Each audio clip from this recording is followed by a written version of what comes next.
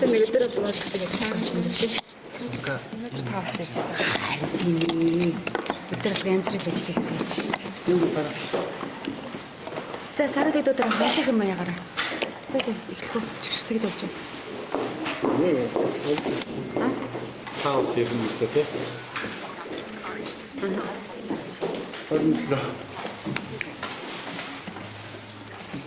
Бэна. Микрофон зааж байна.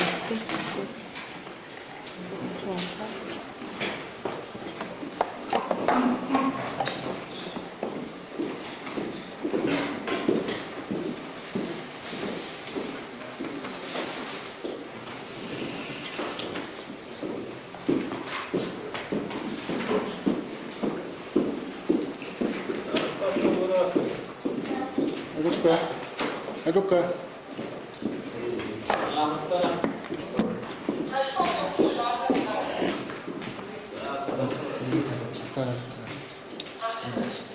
Хисагт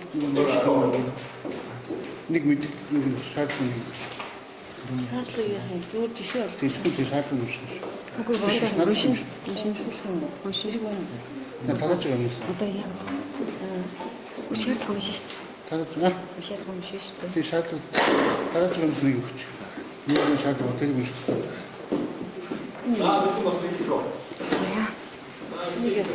За сайн байцгаана уу?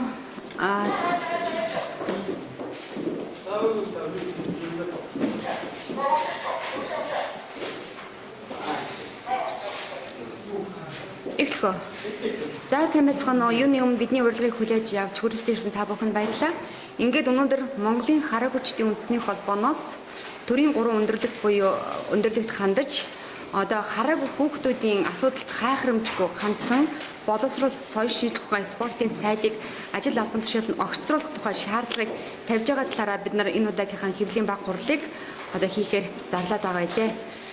За ингээд өнөөдрийн хэвлэлийн баг хуралд Монголын хараа хүчтийн үндэсний холбооны ерөнхийлөгч Гэрэл Миний бий, мөн Монголын хараа хүчтийн үндэсний холбооны удирдах зөвлөлийн гишүүн Болт Сайхан, мөн холбооны удирдах зөвлөлийн гишүүн бөгөөд 116 дугаар сургуулийн багш Саран тогсноор оролцож байгаа. За ингээд юуны өмнө та бүхэнд мэдээлэл хийхээс өмнө бид нар энэ тавьж байгаа шаардлагынхаа утгыг эхлээд уншиж сонсгоё гэж бодож байна. За Саран амжтай.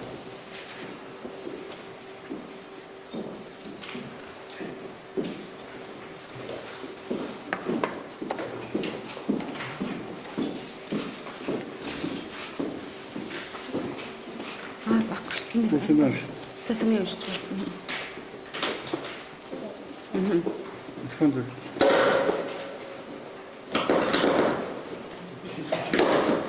Ничего не сильно.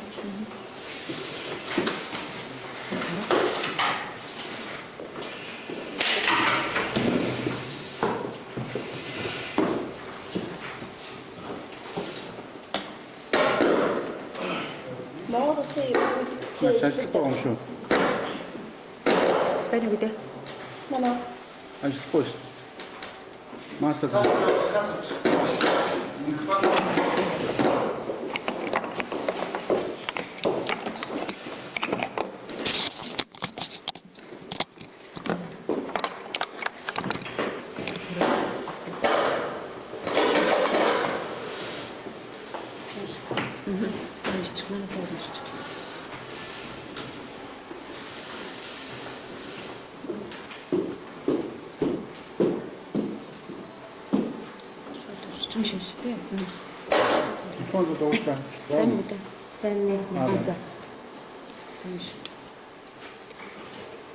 Монгол улсын ерөнхийлөгч Зээлбэг Дорж, Монгол улсын их хурлын дарга, Монгол Ардын намын дарга Эмийн хот, Монгол улсын ерөнхий сайд Эрдэнэт танаа. Шаардлага хөрвүүлэх тухай.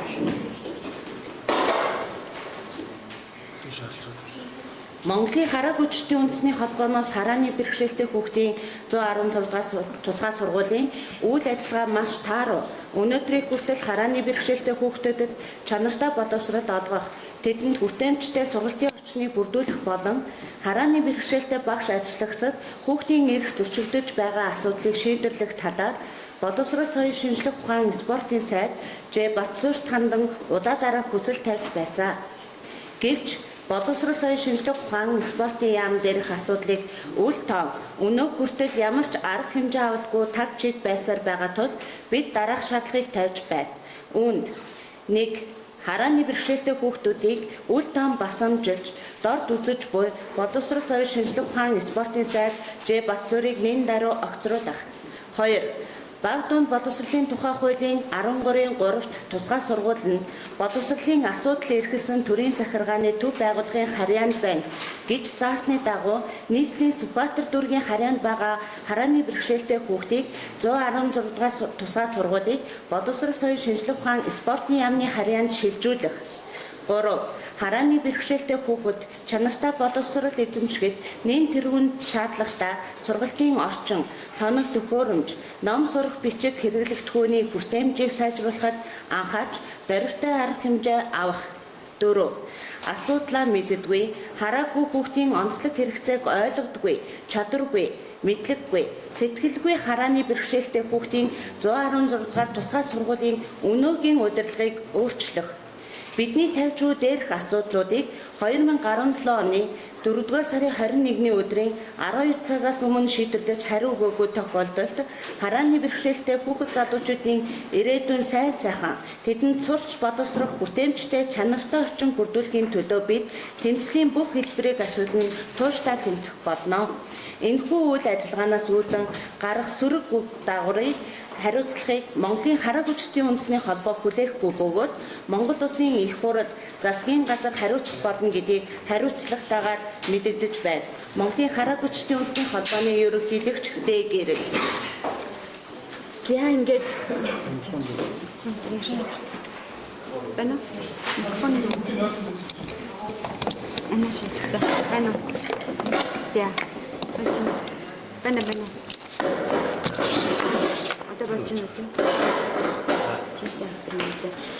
За ингээд та бүхэн шаардлагыг уншиж сонслоо. Ер нь хараагүй хүнд ер нь хөгжлийн бэрхшээлтэй хүнд боловсролыг чанартай боловсрол хүргэн гэдэг бол маш чухал. Ирээдүйн хөгжил улс оронд энэ хүн ямар үүрэг оролцоотой оролцох гэдэг нь тодорхойлогдож байдаг чухал зүйл байдаг. Гэтэл энэ хараагүй хүүхдийн ганц сургууль Монгол улсад байгаа 116 дугаар сургууль бөгөөд өнөөдрийн хүртэл одоо хараагүй хүүхдүүд чанартай боловсрол эзэмшүүлэх тал дээр энэ сургууль үнэхээр одоо дөрвтэй арга хэмжээ авч чадахгүй хангалтгүй ажиллаж байна гэж бид нэр үзэж байгаа. Гэхдээ энэ асуудлыг бид нэр зөвхөн өнөөдөр гаргаж тавьж байгаа юм биш. Өнгөрсөн оны 2 сард хөгжлийн бэрхшээлтэй хүний эрхийн тухай хууль батлагдсан. Энэ хуулийг дагалдан одоо хэд хэдэн хуулинд нэмэлт өөрчлөлт оруулсан. Энэ хуулийн нэг нь бол бага дунд боловсролын тухай хууль. Энэ хуулинд бид нар одоо өнөөдрийн байдлаар нийслэлийн Сүхбаатар дүүргийн харьяанд байгаа 116 дугаар сургуулийг боловсрол соёлын шинжилгээ ухааны яамны харьяанд авах тухай хуулийн заалтын нөхцөл хийж өгсөн. Ингээд үүний дагуу шатараалсан арга хэмжээ авч энэ сургуулийн сурах орчин нөхцөлийг сайжруулаач гэдэг одоо асуудлыг бид нэр тавьж байсан. Одоо бид нар албан бичгийг өгсөн, удаа дараа нүүр төрсөн уулзалтыг хийж байсан. Гэтэл өнөөдрийг хүртэл энэ сургуулийг өөрийн харьяалалд шилжүүлж авч чадахгүй. Тэгээ асуухаар ерөөсөө нийслэлийн энэ асуудал дээр одоо хариу өгөхгүй юм ч гэдэг юм уу. Тэгээд энэ сургуулийн бас орчин нөхцөлийг сайжруулах тал дээр бид нар бас удаа дараа одоо яамтай санамжлалт байгуулагч гэдэг юм уу хэд хэдэн тохиролцоонд хүрж исэн боловч энэ ажлыг бол бодиттой ажил хэрэг болгохгүй. Ер нь нэг өгөр хэлэх юм бол хараагүй хүүхдүүдийн сурж боловсруулах асуудлыг төр зэсэг энэ боловсролын яам анхааралтай авахгүй хайхрамжгүй хандаж байгаа явдал нь энэ хүүхдүүдийн эрхийг зөрчиж байгаа одоо энэ ноцтой асуудал гэж бид өдөр үзэж байгаа. Тэгээ хамгийн сүүлд хэлэхэд бид өнгөрсөн оны 12 сард бид албан бичиг өгсөн. За 10 хоногийн өмнө ахиж өмнөх албан бичгийн хариуг албан ёсоор авъя. Та нар яагаад чимээгүй байгаа юм бэ гэдэг асуудлыг тавьсан боловч ахаад одоо чимээгүй байна. Ийм учраас бид нар одоо энэ удаа хэвлэл мэдээллийн хэрэгслээр одоо дамжуулж олон нийтэд хандаж энэ тэгээ хараагүй хүүхдийн асуудал хайхрамжгүй хандаж байгаа. Өнөөдөр энэ хүн боловсрол соёлын шинжилгээ ухааны спортын сайд байж боломжтой мөггүй юу гэдэг асуудлыг эргэн харж албан ажилтнууд нь огцруулах одоо шаардлагыг бид нар хөргүүлж байна. Өнөөдрийн байдлаар нийслэлийн Сүхбаатар дүүргийн харьяанд үйл ажиллагаа явуулж байгаа. Хууль бол өнгөрсөн оны 2 сарын 17-нд нэмэлт өөрчлөлт орсон бага дунд боловсролын хуулинд. За би боловсролын өнгөрсөн оны зөвхөн гişүн яасан юм. Тэгэхээр дэрэлдаагийн ясны дээр нэмээд хэлэхэд энэ 116 дугаар сургуулийг хараагүй хүүхдийн сургууль тооцоолоо гэхэд 29 дугаар сургууль гэж дөрвийн хүүхдийн сургууль байгаа. Энэ сургууль нэг доор байдгийг ойролцоо одоо ингээд зэрэгцээд байдаг. нэг хашаанд энэ хоёр сургуулийг бас нэгдүгээр манайхан зөв салгаж ойлгоорой гэж хүсмээр байна. Хоёрдугаар гэвэл гол нь хараа хүчний холбоо энэ асуудлыг яагаад тавиад яваад байгаа юм гэхээр энэ 110 сургуулийн хараагүй хүүхдүүд маань тэмцэн босно гэдэг асуудлыг яриад байгаа байхгүй юу? Энэ хараагүй багш нар энэ сургуульд ажилладаг. Хараагүй хүүхдүүд удаа дараалан үндсэн холбоонд өөрсдөө хандж байгаа. Одоо та бүхэн тараасан материалд хараагүй хүүхдүүдэд ирүүлсэн бичгийг бид сэрүүлээд хавсгацсан байгаа. Энэ хүүхдүүд маань өөрсдөө ингэж босон тэмцэнэ гэж байгаа учраас бид нэр юугүй хүүхдийг ийм байдлууд түлхийг хүсэхгүй байгаа учраас өмнөөс нь ерөөс энэ асуудлыг тавьж ингэж хөөсөлж явж байгаа гэдгийг бас манай сэтгүүлч та бүхэн ойлгоорой. Хүүхэд бол тэгтээ бид нар эцсийн бүлэгт хүүхэд өөрийнхөө сурах эрхийн төлөө чанартай боловсрол эзэмшихийн төлөө эрхийн хамгаалалтын төлөө үйл ажиллагаа явуулахад бид бол тэрийг 20 сар хийж чадахгүй. Гэхдээ тэр нь хөрөлгүүгээр наан асуудлыг яагаад шийдэж болохгүй байгаа юм бэ гэдэг асуудлыг гол нь тавиад байгаа юм. Тийм учраас үнэхээр өдийг хүсэл хүлээлээ. Тэгээд үнэхээр одоо энийг шийдэж чадахгүй бол чаддаг сайдын тавиа. Ийм ажил хийж чаддгүй ийм сайдаар яадгийг юм гэсэн ийм асуудлыг гол нь тавьж байгаа. Тогсоо.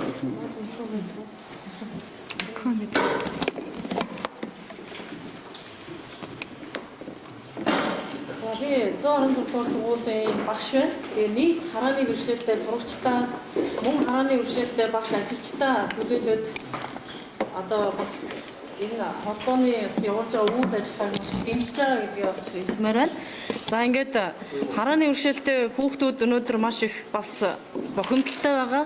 Ер нь энэ бохимдол энэ хараагчдын холбоонд хандсан одоо учир нь юу юм бэ гэвэл ер нь маш их дүрм журм хязгаарлагдмал байдал за тэр техник хараагүй хүмүүсийн боловсрал одоо өнөөгийн түвшинд хэрэглээ нь ямар болчиход байна те технологийн орчин тэр хэрэгэлдэг одоо дэлгэц унших програм янз бүрийн дэвшилт сурах бичиг гих мэтийн одоо туслах хэрэгсэл тэр тусгай хэрэгцээд боловсрал шаардлагатай байгаа тэр одоо орчныг хараагүй хүмүүс маань хүүхдүүд маань өөрсдөө судлаад мэдээд байна. Мэдээд байгаа мөртлөө өөрсдөө ямар төвшөнд суралцаад байна вэ гэдгээ бас хүүхдүүд мэдээд харьцуулаад байгаа учраас хүүхдүүд маш их бохимдолтой байна. Өнөөдөр харааны бэрхшээлтэй сургуульд ажиллаж байгаа багш ажилчдын 3/2-оос илүү хувь нь өнөөдөр шинжлэгдсэн. Тэгээд харааны бэрхшээлтэй багш нарын хүүхдүүдтэй ажиллах арга зүй, мэдлэг, туршлага байхгүй. Ийм учраас багш сурагчдын хооронд хүртэл маш их үл ойлголцол бас үүсэж байна. За мөн энэ асуудлуудыг бид нар багш нарын зүгээс удаа дараа одоо төр засаг энэ боловсролын шат шатны байгууллагуудад тавьсаар ирсэн. За мөн хотын боловсролын газар отгон баган даргаас эхлүүлээд бид нар тавьсан. За ажлын хэсэг томилно, намар хичээл эхлэхээр ажлыг сайжруулна гэдэг хариуг бол бид нар маш олон удаа дараа авч ирсэн. Мөн маш их хүлээлт байсан. Дээр нь намар бас бид нар багш нарын төлөөлөл Батцуур боловсролын сайттай бас уулзсан.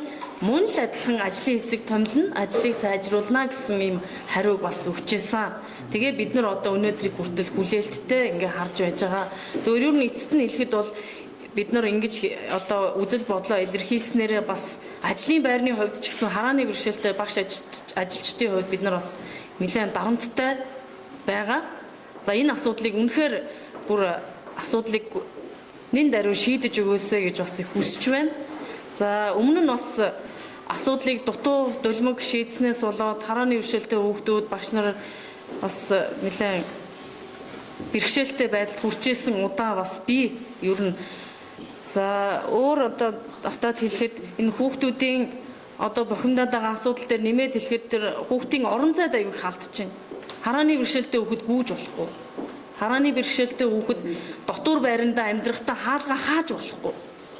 Энэ одоо юу гэсэн үг вэ гэдэг асуудал энэ төр бас хүүхдүүдийн хувьд бол үнэхээр бас хэлэхгүй байхын аргагүй, бохимдохгүй байхын аргагүй асуулт байх.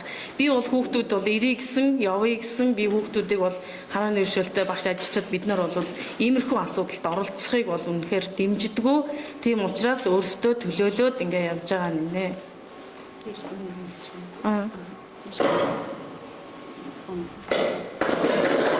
Тэгээд дээрээс нэг зүйлийг нэг хэлгээд өнгөрсөн хонд улсын хурлын нийгмийн бодлого боловсрол санхүүгийн байнгын орноос бас ажлын хэсэг гараад одоо Улаанбаатар хотод үйл ажиллагаанд явж байгаа 6 тусгай сургуулиуд үйл ажиллагаатай танилцсан байгаа. За тэр ардын хэсэгт бас миний би одоо тэр иргэний нэгэн байгууллагыг төлөөлж оролцсон. За ингээд тусгай сургуулиудаар явж үйл ажиллагаатай танилцахад харамсалтай манай Хараа гүгтийн 116 дугаар сургуулийн үйл ажиллагаа бол мэдээж гаднаас нь сургуульд ороход бол ингээд өнгөтэй зүстэй ингээд анги танхимын ингээд тийм ээ тоноглагч нь төхөөрөмжсөн байгаа мэт боловч яг чанартай боловсрол хүүхдүүд эзэмшиж чадаж байна уу гэдэг асуудал дээр яриад үзэхээр маш их асуудалтай. Тийм энэ дотор сургууль дотор бол хамгийн муу эс. Ерөөсөө уулзахад бөөн бэрхшээл ярьж ирсэн. Барай цайс байхгүй, тэр юмч болохгүй, энэ юмч болохгүй гэд би ч гэсэн өмнөөс нь харахад бол тэр 6 сургуулийн дундаа хамгийн хангалтгүй үйл ажиллагаатай манай сургууль байсан. Тэгэхээр бид нар энийг юу гэж ойлгож байна гэхээр Хараагүй хүүхдийн онцлог ямар ядаж техник тоног төхөөрөмжийг сургалтандаа ашигладгийг, ямар ном сурах бичиг хэрэгэлдгийг гэдэг талаар наа захын ойлголт байхгүй Хараагүй хүүхдээ хэрхэн харьцаж ажиллаж хөгжүүлэх ёстой гэдэг ойлголт байхгүй хүн бас сургуулийг удирдах байгаа нь өнөөдөр энэ сургуулийн нүүр царай иймэрхүү төвшөнд байхад одоо гол үндэс нь болж байгаа гэж бас бид нар үзэж байгаа. Тэгээд энэ шаардлагын 4-р сард сургуулийн удирдлагыг өөрчлөлт гэдэг. Зөвхөн энэ сургуулийн удирдлагын урагшгүй нэг л жишээ авъя. Та би хэлье. Нодлон жил 16 оны улсын төсөвт Улсын соёлын шинжилгээний яамны төсөвт 170 сая төгрөгийн сургууль дээр хуваалцсан байхгүй юу? Тэрний таван төхөөрөмж юм шилжиж ингээд. Энэ 170 сая төгрөгийг авч чадаагүй. Тендерээ зарлж юм амиг хийж чадахгүй болтгосоор хагаад нөгөөдг нь буцаага төсөв татаа явж байгаа. Тэр мөнгөөр хэрвээ юм хийж чадсан бол юу ч асуудал өөр байх байсан. Энэ юу нэг сургууль удирдлагын урагшгүй, чадваргүй, мэдлэггүй, бүр сэтгэлгүй шинж байхгүй юу? Тэр нь энэ сургууль өнөө хүртэл дандаа захирлын үйл гүйцэтгэгчтэй 10 хэдэн жил явж ирсэн. Одоо энэ захирал бас л үйл гүйцэтгэж байгаа. Тэгээд одоо энэ сургууль энэ хоёр сургууль нэг хашаан дээр байгаа шүү дээ 29.6 чинь. Тэр хашааны нийт хэмжээ 25,000 м квадрат талбайтай байхгүй юу? Энэ 116 сургууль 1 м квадрат бас байхгүй. Агресс эзэмшлэлт нь бүх юм 29 м. Ийм арчааг байна шүү дээ. Тэгэхээр энэ сургуулийн удирдлагыг өөрчилж энэ менежментийг сайжруулж үнэхээр сэтгэлдээ идэвхтэй хүн тавьж бид нар бүр тийм шаардлага тавьж байгаа. Хараагүй үнэт захирлын тавиад хардаг хүмүүс ойлгохгүй бол чаддгүй бол хараагүй үнэт захирлын тавьдаг шаардлагыг тавьж байгаа. Ингэж энэ асуудлыг дөрөвтэй анхаарч шийдэж чаддгүй бол сайд нь өөрөө огцор чаддаг хүмүүсийн тавь. Энэ сургууль одоо үнэхээр энэ сургууль чинь ирээдүйн одоо насанд хүрсэн хараагүй хүмүүс эндээс бэлтгэж гарч байгаа шүү дээ. Энэ хүмүүсийн ирээдүйг харахад бол хэцүү байхгүй юу? Хамгийн гол юм нөгөө одоо Монгол үгээд шүү дээ. Хөлөг болох унаасаа хүн болох хүүхдээсээ гэж багасаа гэж. Энэ сургуульд үнэхээр одоо чадвартай болж бэлтгэхгүй бол энэ хүүхдүүд чинь нийгмийн амьдралаар гараад маш их асуудал тулгарч байгаа байхгүй юу? Тийм учраас энийг бид хүчтэй тавьж зүгээр дээр нь бол нэг юм хэлэхэд одоо энэ 21-ний 12 цагаас өмнө энэ тал дээр ямар нэг арга хэмжээ авч хариу өгдөг юм бол 21-ний баасан гарны 13 цагаас эхлээд бид боловсролын яамд тэмцэл ажиллагаа хадгалж эхлүүлнэ. Хүүхдүүд авахад гэхдээ бол энэ бид хүүхдийг бол оролцуулахгүй гэж бодож байна. Гэхдээ хүүхдүүд өөрсдөө төлөө тэмцэхэд бид бас саад хийж чадахгүй. Эрхийг хамгаалж харин хамтарч ажиллана. Гэхдээ бол энд хүрэхгүй асуудлыг шийдэх байх гэж найдаж яг үүндээ бол.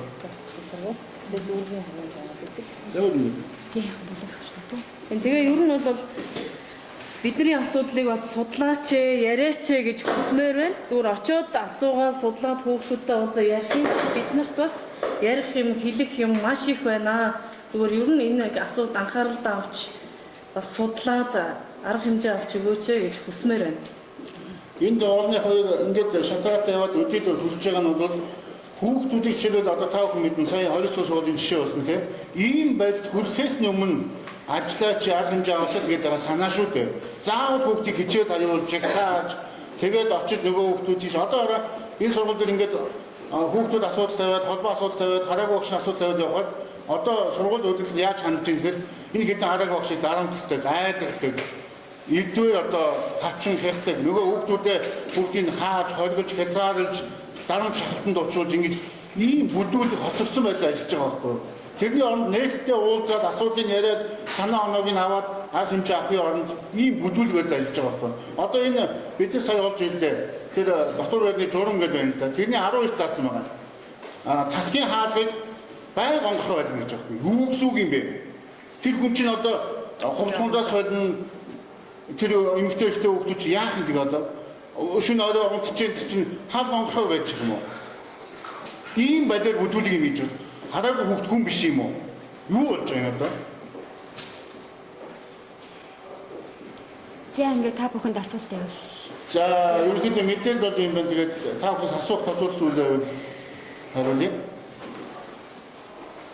Та бүхэнд бол мэдээлэл шаардлагыг тараасан байгаа. Тэр нь өмнө Босогийн хамтдсан бичиг шаардлагыг дээр нь хүүхдүүдийн ирүүлсэн албан хүсэл захидлыг Канадад тараасан байгаа та бүхэн тийм ээ. Сайн барай цаас байхгүй зундаас сургуультай явах хэрэгтэй. Яг энэ бариалцаас байхгүй гэж ярихаас илүү өнөөдөр энэ сургалт маань яг бариалцаасан дээр яг тулгуурлаад байна уугүй байна уу гэдэг нь бас их чухал болчиход байгаа юм тэгэлээ. Одоо жишээлх юм бол нөгөө хараагүй хүүхдийг хэрэгэлдэг за хамгийн наацхийн нөгөө А Б үсгээ бичиж сурахад бариал гэдэг цаасан дээр бичдэг. За тэгээд тусгай бариалаар хэвлсэн, томруулж хэвлсэн, ярдгаар хэвлдэг ном сургагчийг ашигладаг. А сургалтын маш олон тусгай тоног төхөөрөмжийг ашигладаг. Одоо бариал компьютерч гэдэг юм ба бариал бичгийн машин гэх мэт. Одоо ингээд өнөөдөр сургуулиар очиод үзэх юм бол яг энэ чанартай боловсрол авах шаардлагатай эдгээр зүйл бол байхгүй. Ганцхан жишээ хэлээ дээ бид нар 2015 онд боловсрол соёлын шинжилгээ ухааны яамтай манай холбоо санам жижиг байгуулад тэр санам жижигийнхаа үндсэн дээр анх удаа 16 онд 9-р ангийн 3 хүнштэй сурах бичгийг бид нар бариалаар хэвлэсэн. Бүх одоо жилийн жил боловсрол соёлын шинжилгээ ухааны яам ингээд төсөвөндөө маш их олон тэрбум төгрөгийг одоо хүүхдүүдийн сурах хүчийг зориулж төсөөлдөг. Тэгвэл хизээж боловсрол соёлын шинжилгээ ухааны яам хараг хүүхдэд бариа сурах хүчийг зориулж мөнгө төсөлж байгаагүй. Түүхэндээ анх удаа нодлон дэмжсэн бид нар 9-р ангийн 3 сурах хүчийг хэвлэсэн. Тэгээд юуны үйл ажиллагааг үргэлжлүүлэх гэсэн боловч одоогийн байдлаар төсөн мөнгө авахгүй энэ боломжгүй гэсэн хариултыг хэлж байгаа. За бариал цаас бол бас сургуулийн хүүхдийн нэг бас дутагдаад байгаа гол асуудал байгаа. Тэгээд сургуулийн багш нар маань ч гэсэн ярьж ирсэн. Бидний өдөр нөгөө шалгалтын хэсгээр ингээд сургуулиар очиж уулзахад бичгийн цаасуудыг давхруулж ийн, баатам цааснуудыг авчирч бичиж ийн, бариал цаас байхгүй нэ гэдэг асуудлыг ярьж ирсэн. Тэгэхээр наад захын хэрэглээ болсон бариал цаасаа шийдэж чадахгүй нэ гэдэг чи одоо юу гэсэн үг юм тийм ээ? Тэгэхээр хүүхдүүд яаж чанартай боловсрол эзэмших нь бол ойлгомжтой шүү дээ. Тэгээд за тэр тусгай хэрэглээний тоног төхөөрөмжийг бүр яриахаа болий. Энийг сургуулийн багш нар бол мэдчихгүй явж байгаа. Одоо ер нь хараагүй хүний боловсрол хөдөлмөр эрхлэлт ер нь цаашдаа одоо хараагүй хүн нийгмийн харилцаанд оролцох асуудлыг бол бид нэр компьютер мэдээллийн технологиор төсөөлөх ямар боломжгүй болсон. Тэгэхээр энэ сургууль өнөөдөр яг энэ чиглэлийн сургалт бол үнэхээр нойл заасан байж байгаа байхгүй. Жишээлбэл ерөөсөө тэгээ хүүхдүүд маш их хүсэл эрмэлзэл байдаг. Нийгэмд маш их тийм эрэлт хэрэгцээ байдаг. Бид сургууль нь өөрөө энийг бэлдэж чаддаггүй жишээлбэл. Уг нь одоо нодлонгийн тэр 170 саяын төслийг хэрэгжүүлж чадсан бол үдийг арай өөр байх байсан. Тэгээ ерөөсөө энэ сургуулийн захиргааны ойлгох юм хідэн бариад принтер тавьчихад өө тэрийг заагаад энэ чинь мундаг юм байхгүй. Ийм компьютер байгаа байхгүй гэд. Тэр айд үшээ хоцрогдсон 10-20 жил өмнө хэрэглэдэг байсан нэг хідэн принтер болж тавьсан. Тэгээ тэрийг заагаад суугаад байдаг ерөөсөө.